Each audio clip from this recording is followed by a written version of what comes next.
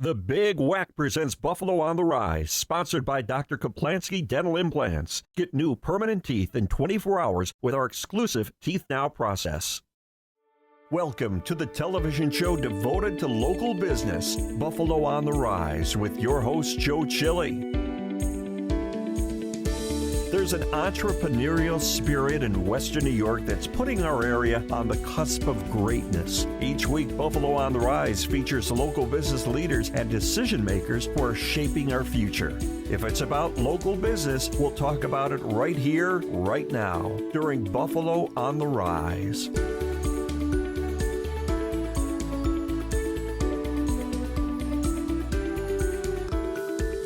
I'm Joe Chili. On this edition of the Big WECK's Buffalo on the Rise, I'll introduce you to some interesting people from hometown businesses with interesting stories to tell. Like Nando Silenzi, the master chef has opened a brand new restaurant in the northtowns with authentic Italian European cuisine that feels like family. And attorney Vince LoTempio, who'll work with you to protect your $1 million idea.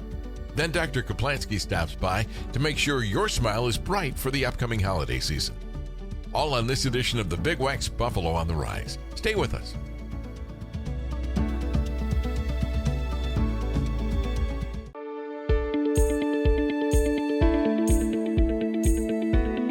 Hi, I'm Joe Chili. Mornings from 7 to 9 with Buffalo's classic oldies from the 60s and 70s on the Big WECK. Joining us on the Big WECK's Buffalo on the Rise today, is my mouth watering here, is Chef Nando. And now tell us your restaurant again. I want to make sure that I get the name. It's the Nando Italian Culetto? Culetto. Yes. Okay. What do you want to know, Joe? I want to know what that means. That means, da means my house. My first name is Nando. So if I went to your house, I would say Vado da Joe. Okay. And Culetto is the end of the bread. And my mother, back in 1868, even sooner than that, my great-grandmother said to my mother, stop eating the middle of the bread because kids cannot stand the crust. So even in those days, they did the same thing. And my great-grandmother said to my mother, stop, eat the baby bottom of the bread, the end of the bread. The baby bottom of the bread. Yes. You know, it's funny because I can see that. If you get bread, you know, and you cut it up, the kids will always grab the middle. I didn't realize that. Yes, they threw my bread out and took all the inside. The adults went after the crust. And I'd say, why do you do that? And they go, well, the end is stale. It's not stale. No, it's the texture and the softness that they like. We have a kids' culetto with 6 meatballs in the middle of the bread, and kids go nuts for that. Really? So tell us about your background. A chef? I became a chef after the situation in Hamilton. I came here because my brother wanted to come here, didn't have the chance to do that. He passed away a week after, and I found American flags in his room. And I basically came here, sold Italian pizzelle and stuff. My family had even catering companies in Canada and stuff, and this gravitated to this. And I have God-given talents with food, and I recognize authentic European-based Italian food, and that's what I wanted to bring here, because that's what's missing. You know, you started, what, 7-8 months ago? February 8th, it'll be 8 months next week. So, and you say, what is the difference, in your estimation, between Americanized Italian food and real Italian food? Right off the bat, we start with the sauce. In Italy, there's no such thing as sweet sauce. You got to get ripened tomatoes. The tomatoes I have, they're so sweet, naturally you can eat them like dessert. No sugar. I emulsify and pulverize the sofrito, we call that, with celery, onions, and carrots. That's a sofrito with a bit of wine and some garlic paste, a little bit, because Italians in Italy don't combine onions and garlic. And no, by any means, no sugar. And then I put the sweet tomatoes in there, naturally sweet. There's the difference, and the bread is deadly. So, do you get your tomatoes from Italy? Some from Italy and some from California. Really? Oh, yes. Smile on his face when you say that. You're making me salivate here. Where are you located? We're located at Main Transit Mall, 4401 Transit Road, and people get lost, and I tell them 12 feet away from Dunn Tire. If you walk out of Tully's, Josh Allen can throw a bean perfect pass to me. Okay. And about another 28 feet away from the old Brennan's. All right. And give me an idea of what's on the menu at your restaurant. I know you're not going to get through the whole thing. No. Put it this way. It's a Jersey Mike's with Italian food, European-based. That's simple and to the succinctly put in a nice diplomatic way. So it's Italian bread, real bread. And you make your own bread? Yes, sir. All And right. then meatballs are also different. And we go through 600 to 700 meatballs a week. Okay, and we haven't been open that long. And people have lined up, and it's just magnificent, the response. What other kinds of things, you know, do you, and I want to know, because, you know, I grew up here in America. I want to know, caciofla, I mean, artichokes. Scarciofo. Yeah. Are they stuffed in No, Italy? sir, this is not, no. No? No. This is, remember, this is an Italian eatery / deli. So I have marinated artichokes. My vegetables are all marinated. So they go in there into the wall. And I have provolone stagionato, which is aged. Provolone. The pronunciation in this country also scares me. This is the greatest country God made. But that's why we teach language classes Monday night. My grandmother used to have provolone wrapped in a towel in a refrigerator. This was a snack for us. She also would have olives. You know, Olive. yeah. And Green? Yes, green olives. And, you know, you don't see that anymore. I mean, you know, I don't see it, you know, but... So you probably knew what caponatina was. Yes, I do know a capotina. Okay, now the Americans put sugar in it and vinegar. I totally changed all that. I use sweet zucchini, naturally sweet zucchini. Take out the sugar, and I use some mushrooms and my own sauce. Magnifico. A gallon a week. Okay. Totally different. All right. Now, Chef Nando, what did you bring with you today? I brought you, remember, the end of the bread. Yes. So what we do is we get a whole loaf of bread, and we cut it in thirds, okay, and we hollow it out. So it's the little heel. The polite people will say heel. We say Something baby else. bottom. I've been restrained from using the word that we use. Culetto means that word. I know what that Singular. Some people say coolie. That's a plural. If they pluralize your behind, we got problems. means. I So understand then, that. look, so you get 6 meatballs in there, okay, and it's wonderful, man. And the Colossal has 10. And meatballs in Italy are smaller. They're not Really? a pound. It's not about size. it's No, about no. We're in, taste. so when people go to restaurants here, all they tell you to me, great portions and affordable. No one says the quality. No one talks about that. These are wonderful. They're soft. Totally different. Ecstatic. Crazy. And we got, you know, the sfogliatelle, they come from Napoli, and the shells come from Palermo for the cannolis. All right. All right. Crusty bread. And we have sourdough as well. Phenomenal. Tell me one more thing. Anything. Tell me about the mother's pictures. The pictures. Okay, so the bottom line is, it's a very Christian, and we love the Lord. And the last thing he said before he died was, who takes care of my mother? So I have an increased affinity for motherhood. So I have a wall that's 95 feet, and I can accommodate 1,000 pictures of mothers. So if your mother passed away, I would ask any customer to give me a 5x7 frame picture of their mother. I put it on the wall. It's called the Mother's Wall. I wrote a letter next to that explaining that the mothers are loving their family from heaven, and it's the first day she saw Christ. We play the favorite song of the mother, and the family comes, and we all cry and pray, and we have a culetto. It's personal, bless sir. you. No That's one in the what- world does this. God bless you, Chef Nando. That sounds fantastic. For more information and answers to your questions, if I can say this with a meatball in my mouth, contact Nando Italian Restaurant by calling 716-276-3121 or search Nando Italian Restaurant on Facebook, located at 4401 Transit Road, next to Dunn Tire. Sponsorship and promotional consideration for the preceding segment was provided by Nando Italian Restaurant, and an invitation to join me weekday mornings on Buffalo's Classic Oldies from the 60s and 70s, the Big WECK from 7 to 9 a.m.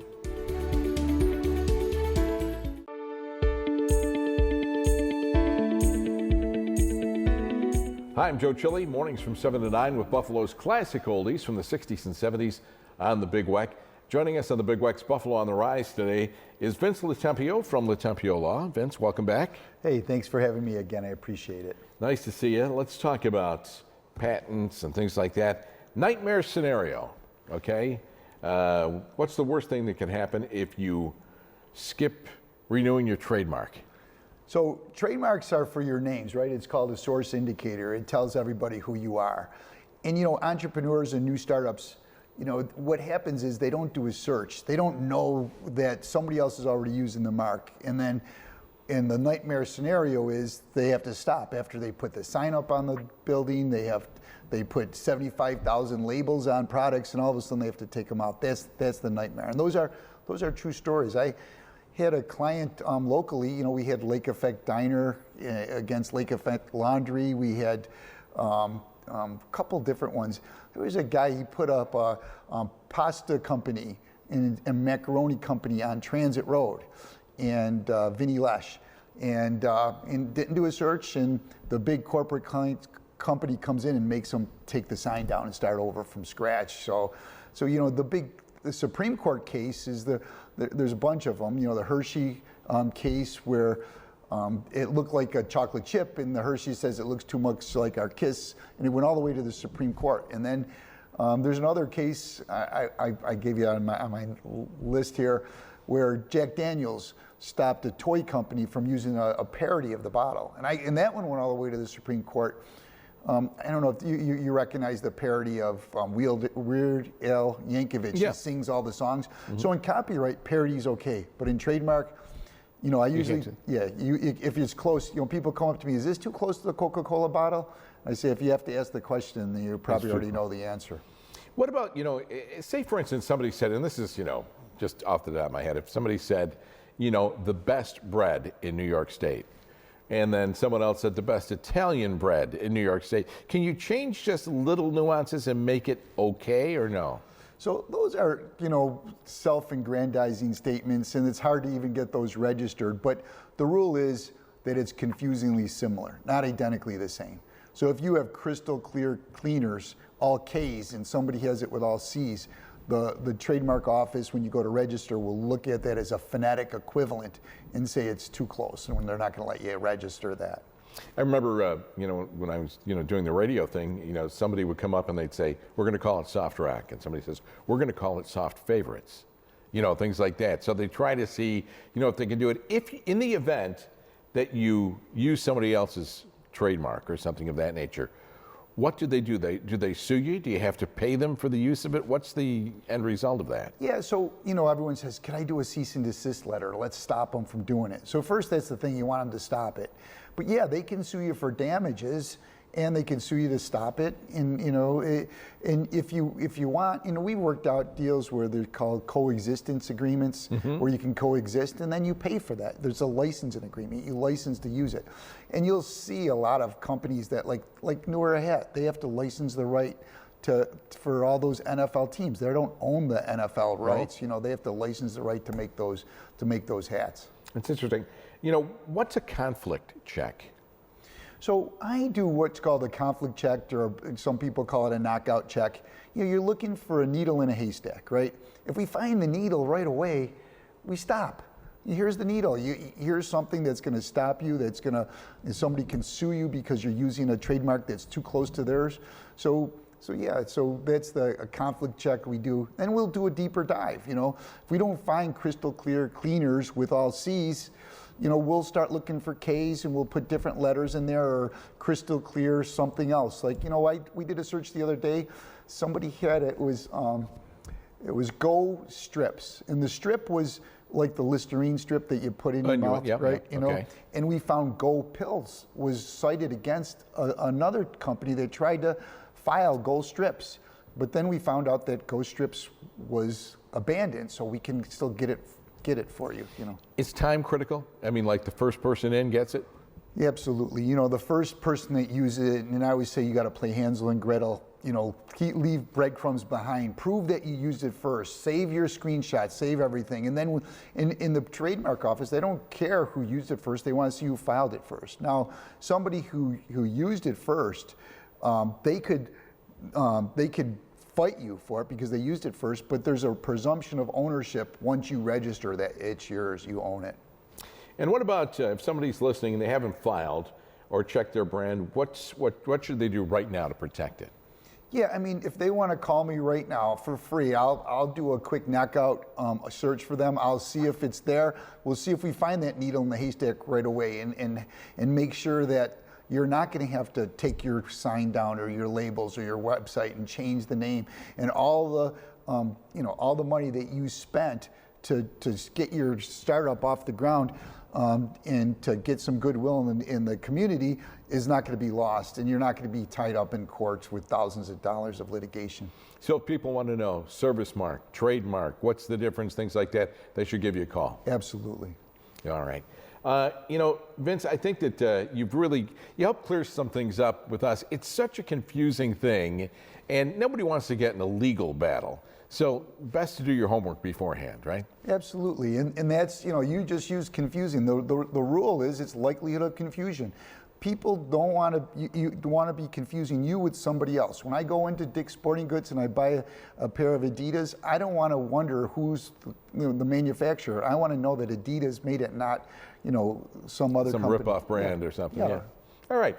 Vince LoTempio. For more information and answers to your questions, contact Vincent LoTempio by calling 716-216-5000 or go to lotempiolaw.com.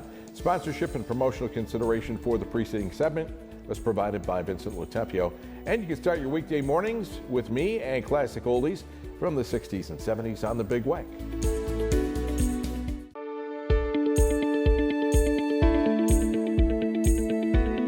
I'm Joe Chili. You can listen to me mornings on the Big WECK. Joining us today on the Big WECK's Buffalo on the Rise is Dr. Kaplansky. Doctor, I look at some of the certifications here. I look after your name and it looks like the alphabet, you know, with all the different things. Sure. But board certified in implant dentistry, diplomat of the American Board of Oral Implantology. What is it to be a diplomat? What does that exactly mean? It was a lot of hard work, Joe, so to get to that point. Yes, absolutely. So to become a diplomat of the board, you have to not only perform thousands of implant surgeries, you have to take countless hours of continuing education. You have to pass a rigorous 3-hour written test, and you have to present 7 cases, I believe, your 7 surgeries to the board and defend them in front of people. So it's an oral exam that you have to take. It's a little bit too much of an examination, I think, for me, but and I'm sure all of these things are costly as well. It's something that you have to prepare for. I will tell you the most cost is the cost of what we would call being away from the family, being away from the office. That's where the most, because you have to attend these meetings, you have to go to classes, you have to travel a lot. But I have absolutely no regret. It was a fantastic process, and it gives you a sense of accomplishment that nothing else would.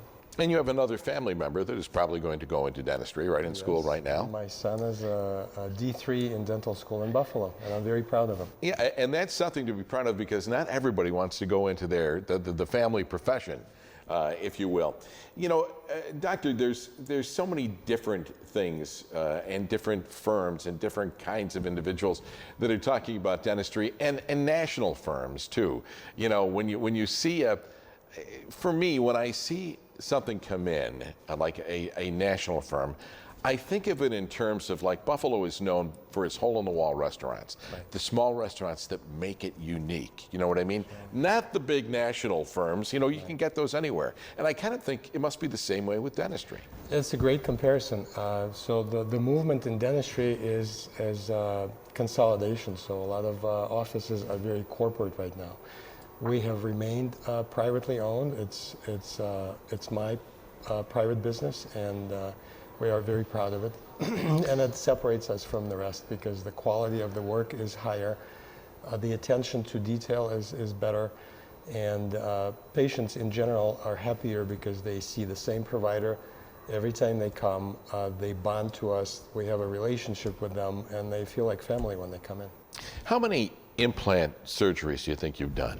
We do on average about between 800 and 1,000 implants every year. Really? Yes. 800 and 1,000. And these individuals come back to you so that you can check to make sure everything is going well? Yes, we encourage patients to do that every 4 to 6 months. Absolutely. What, to the average viewer right now, that is dealing with dentures or has dealt with dentures in the past, that has broken teeth, that have had an accident, that have gum disease or whatever it might be, what's their first step? Very easy, just pick up the phone or send us an email from our website. And the first step usually is a consultation. They come in and they talk to our implant coordinator. We do either a 3D scan, that's a CAT scan, at no charge to the patient, or we take a panoramic x-ray, again, at no charge to the patient. And they get to sit down and talk with implant coordinator and me. Sometimes that consultation lasts for an hour or longer. And we spend all the time with them to pretty much explain all their options, go over what the process would be to do the treatment, and they leave with a very good knowledge and understanding of what to expect. But that's their first step, right? And then usually after the initial consultation, we schedule what's called a records appointment. That's when they come in and we take photographs, we take digital scans of their mouth, of their face. All that gets digitized in the computer, and then we use that to build up their digital sort of a case virtually, and then that goes into surgery. And this is an evolving process that you're doing, right? The Teeth Now process isn't just something that's stoic, it's fluid, right? No, absolutely. So the Teeth Now process means that they get their permanent, meaning non-removable teeth within 24 hours of a surgery. Then they go through the healing, and then they get their final or permanent appliance, usually about 5 months after the initial procedure. But they have fixed teeth throughout the entire time. So the process is evolving. There's constantly updates on digital technology out there, and we are right at the cutting edge of all new and digital technologies out there. So we incorporate them into our process constantly. The other thing I have to say that is very impressive to me, not only all the certifications that you have, but when I look you up online, to see the positive testimonials from people, even down to the fact of saying that you're very affable, you're very nice, you're a great guy. I mean, when they talk about these things, it's more than just what you do professionally, it's how you treat them personally. Thank you, Joe. It's really humbling to see how many of our patients say good things about us, and we work hard. It's not just me, it's the entire office, my entire team. So all my assistants and hygienists and office staff, we all work towards the same goal, and it is to make patients happy.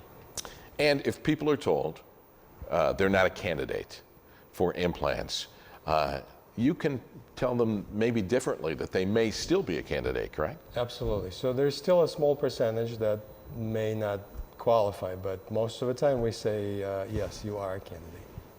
Well, that's great. I mean, I think to me, it sounds like it's a simplified process. It is something, when I hear implants, kind of scares me a little bit, but your process seems to be something that I would be agreeable to. So I think that it's something that you've done very well, and I compliment you on that. Thank you, sir. I appreciate it. For more information and answers to your questions, contact Dentistry by Dr. Kaplansky by calling 716-772-7500 or go to drkaplansky.com. Promotional and sponsorship consideration provided by the following.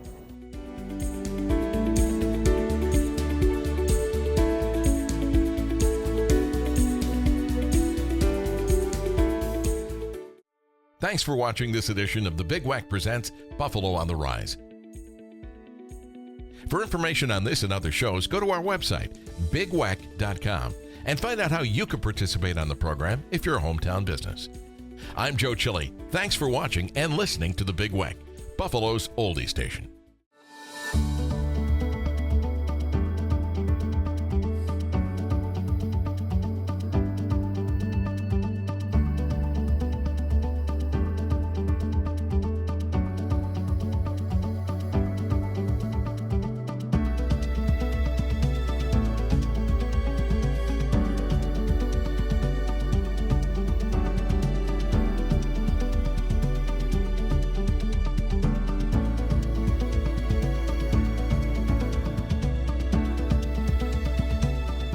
The Big WECK Presents Buffalo on the Rise was sponsored by Dr. Kaplansky Dental Implants. Get new permanent teeth in 24 hours with our exclusive Teeth Now process.